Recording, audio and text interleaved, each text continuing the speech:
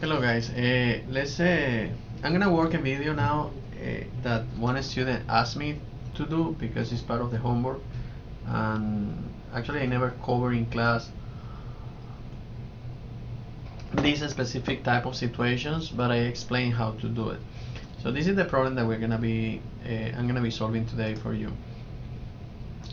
You have a situation where, for example, in this problem you have a fixed support, and this at this end here is a fixed support. Let's call this I don't know, A here, and let's call this B.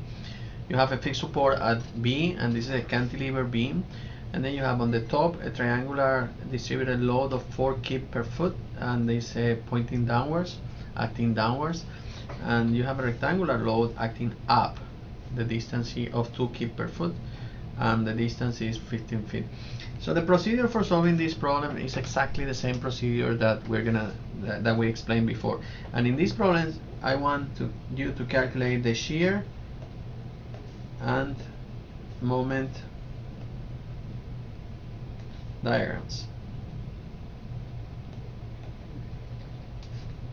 Now, one more time, I'm going to solve this problem by using 3 different methods: sections, integrals, and areas, which is a direct application of the methods of the integral method. First step is the same in every method: calculate the reactions, although in this particular problem I really don't have to calculate the reactions. I can start and solve the complete problem without calculating reactions, and I'm going to show you that. But anyway, I want to calculate the reactions because I want to check what is happening here at the end, just for that, for verification purposes. If we're going to, but remember, I'm telling you, you don't have to calculate the reactions. It's not needed.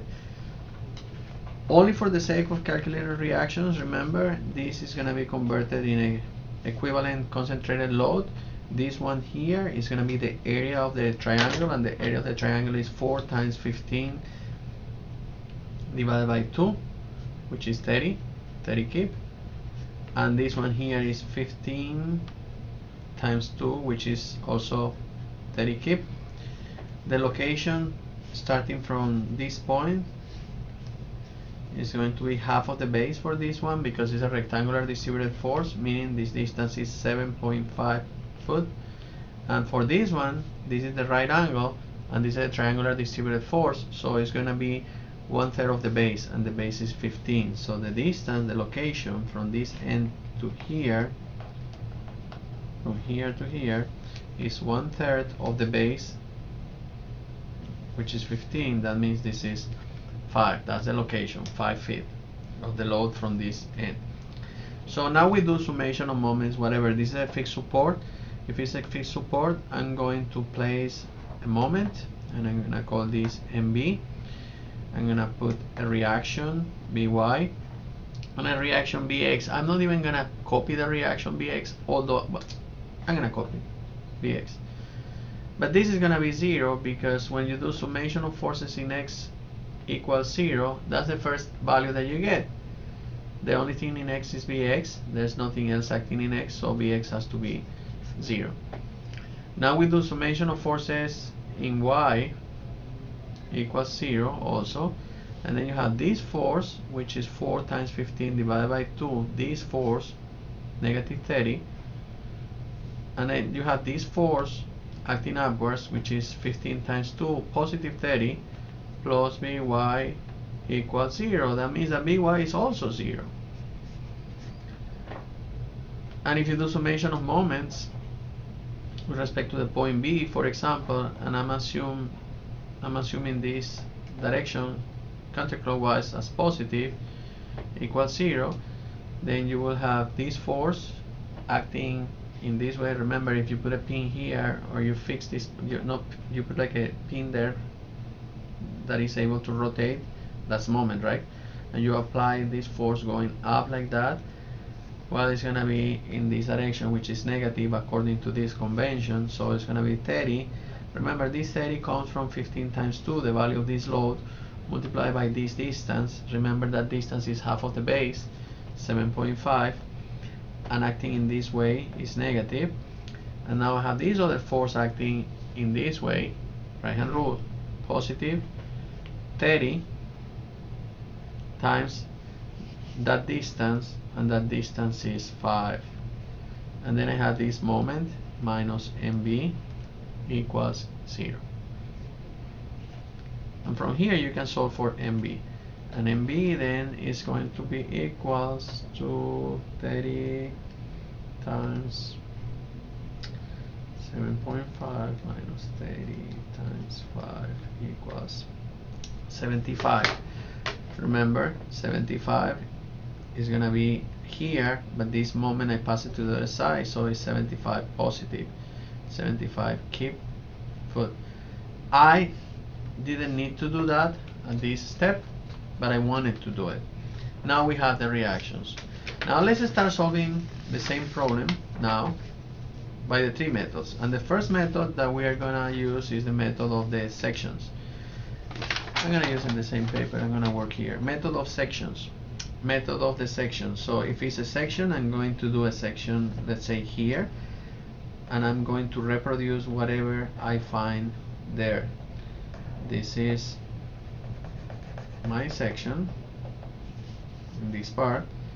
That's the rectangular load acting upward, and the triangular load acting downward. And then I have this value is 2 kip per foot. This distance for my section is x, and I don't know how much is this value here, but I can calculate that value because basically this is gonna follow the equation of this line, and the equation of this line is y equals mx plus b, where m is the slope and b is the y-intercept, meaning it's 0. Remember, it's like we are doing this function, this mathematical function. This is x here, and the slope for this line is rise 4 over run 15. So 4 divided by 15 times x, that's going to be my equation for the load. 4 divided by 15 times x, that's the equation for that load. Now just remember that the loads are coming downward. That's it. When I do that section and I'm using this side, if I use this side it's different, but obviously we're going to use the left side because it's easier.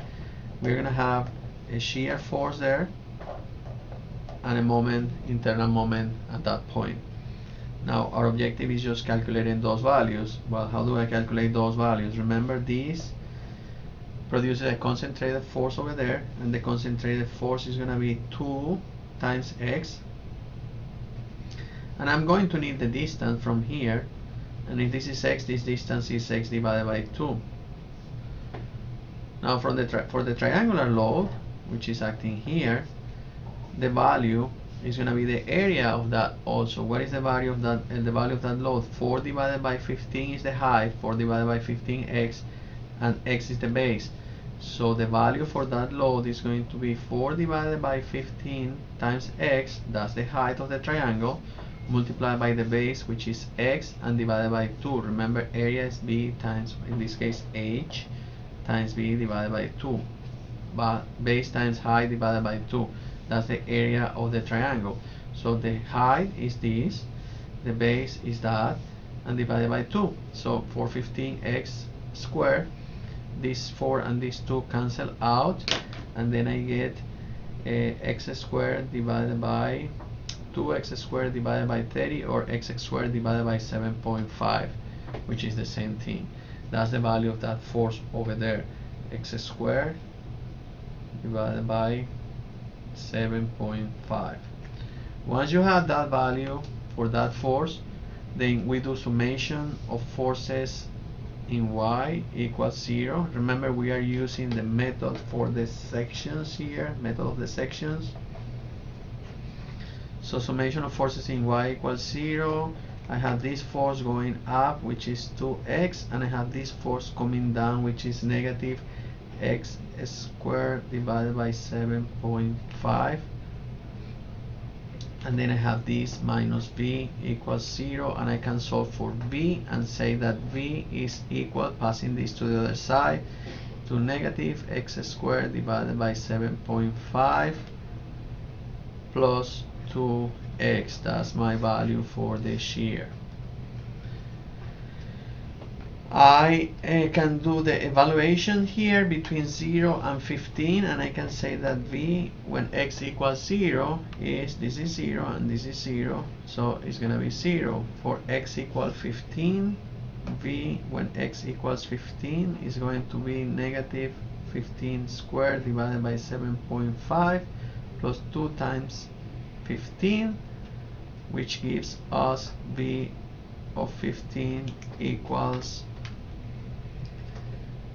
225 divided by 7.5 equals 0, which makes sense, because now if you check these, I know a lot of you freak out when you see these zeros here, but look, the shear at 15 should be 0 because the reaction in y at 15 is also 0, and there's nothing that is going to force that shear to push it up. Now we have the shear. Now let's calculate the moment also. Remember, moment is the summation of moments here. Let's do summation. I was going to apply integrals here. So summation at the moment at this point, let's call that point B prime. I don't know, B prime. Summation of moments at B prime equals 0. In this direction, let's say this is positive. And if I do that, summation of moments here equals 0, then I have the value of that force in this direction. That value is x squared divided by 7.5. That's the value of the force. Remember, we calculated before. Multiplied by the distance from here to there. This is the right angle, so the distance, the total distance is x. The distance from here to the force is x third, 1/3 of x. And that's positive according to this convention, minus this other force, which is negative 2x in this direction, multiplied by the distance from here to there, which is x divided by 2. That's going to be plus m equals 0. My phone is ringing. Give me a second. Give me a second. Give me a second. Give me a second. My phone is ringing, of course, in the worst case. Okay, now I solve for the moment, and my moment here is going to be, I pass this to the other side, so this is going to be, when I pass it to the other side, positive. This and this cancel out, x squared. This is going to be x squared when I pass it to the other side, and this is going to be x cubed minus x cubed divided by 22.5. Yes, divided by 22.5. This is my equation for the moment when I pass it to the other side. Now, solving for the moment when m equals 0. For m equals 0, the moment is 0. And when I make x equal 15, m of 15, then the moment is going to be 15 squared minus 15 to the third divided by 22.5, meaning the moment at 15 is equal to 225 minus 15 cubed divided by 22.5 equals 75. Remember, keep fit. This is the moment at 0. This is the moment at 75. Now we go and we plot these values.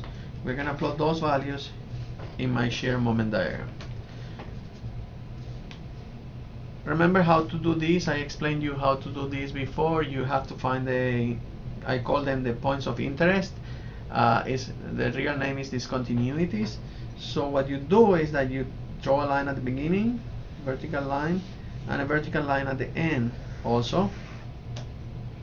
And then you draw two horizontal lines. In one we're going to plot the shear with respect to x, and the other one we're gonna plot the moment with respect to x, and this shear is going to be in kip, and this is moment is gonna be in kip times foot, and this is gonna represent my 0, my baseline here, and I have the points now, so I have to work with everything.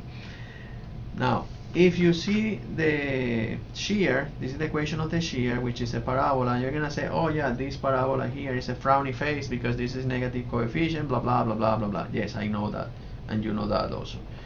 Let me copy the equation. I want to copy the equations here so I can use the equations. B equals negative x squared divided by 7.5 plus 2x, and the moment equation is going to be equal to x squared divided by nothing, I'm sorry, minus x cubed divided by 22.5. Remember, all of this is live. I don't edit my videos here.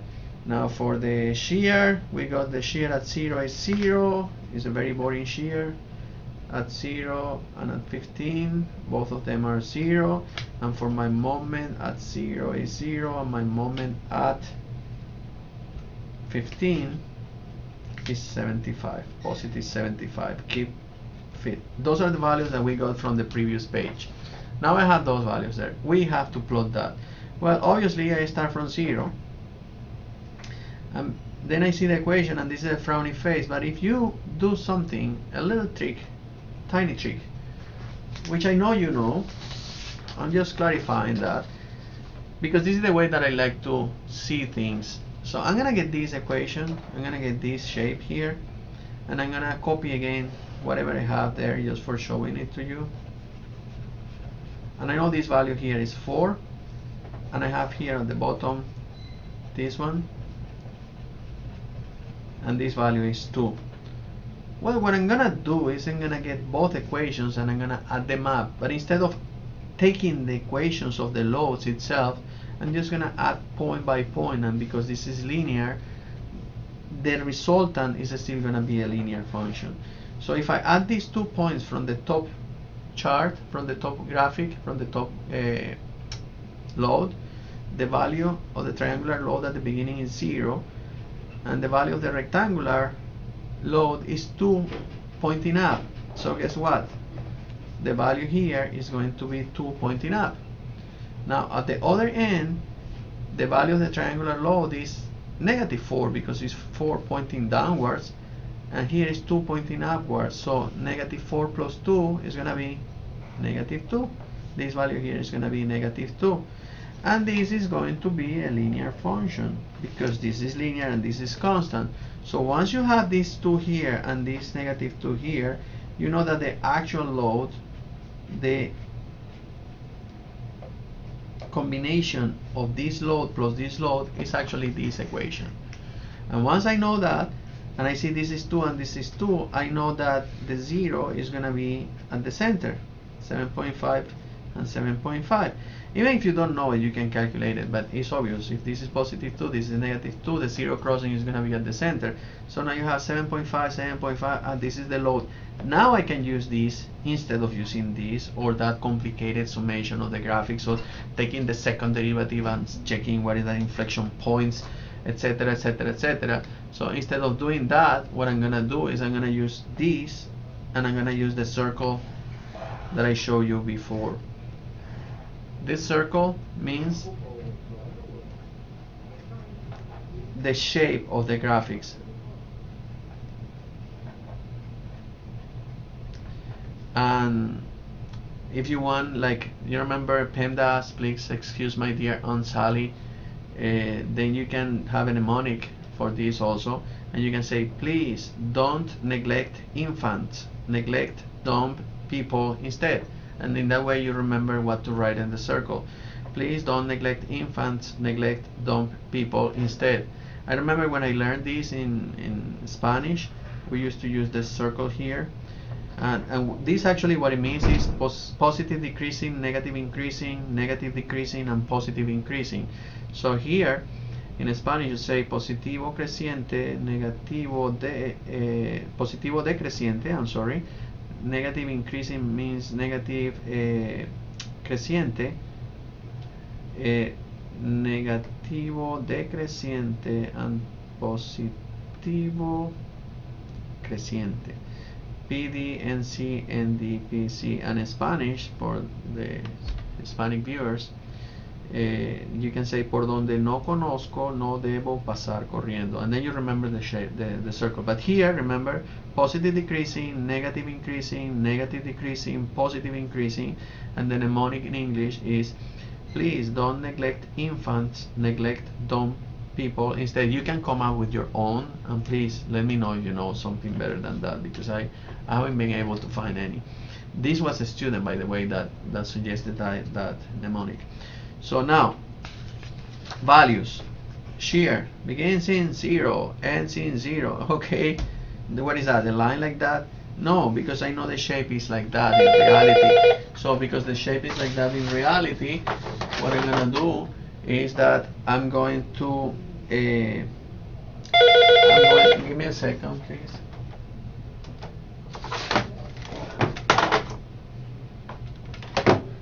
Okay, because this is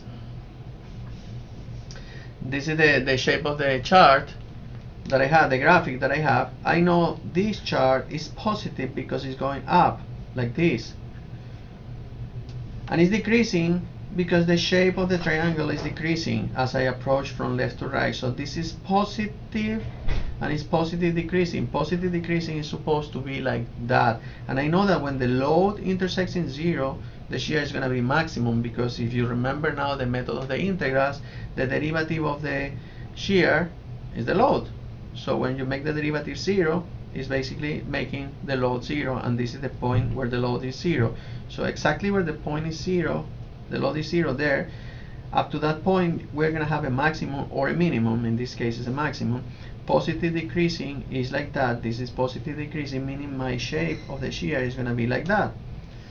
And now this one is negative because the arrows are pointing downwards, and it's increasing because the height is in absolute value of the shape is increasing. And then you say negative increasing, negative increasing, negative increasing is this shape, like that. I know this value is 7.5, so the only thing that I have to do now, if I want to, is calculate the maximum shear, which I always recommend to calculate that. And the maximum shear at that point happens when x equals 7.5. So I'm going to do here for x equals 7.5. I can calculate my maximum shear for x equals 7.5, and that's negative 7.5 squared divided by 7.5 plus 2 times 7.5, and my shear, my maximum shear at that point is, this is 7.5 minus 15, so say 7.5. That is the maximum value at this point, 7.5. Shear 7.5, that's the maximum shear. And now we proceed with this to plot the moment. Now what is the moment at this point? 0. What is the moment at the final point? We copy it here. The moment is 75 keep, so I'm gonna start in 0 and I'm gonna add in 75 keep here. Now how do I go from here to there? I look at this shape, and when I look at that shape, I know this shape from this end to this end, from this point to this point in this span, is going to be positive because it's plotted above the axis, and it's increasing because the height is increasing. So it's going to be positive increasing. Positive increasing is something like this, meaning from this point and that point, I know it's going to be an approximate shape that goes like that. That's too high. So it will be something like that. Up to here, you're going to see why it's too high. Forget about that line. It's going to be positive increasing like that. And this other part is going to be positive also, but decreasing because the height is decreasing, and positive decreasing now is this. So from this point I have to reach that point, and the inflection point is going to be here, and it's going to be like that. If you want to calculate this point, you can calculate that point. It's not needed because this is not the maximum moment, but if you want to calculate that point, you just have to get your equation for the moment.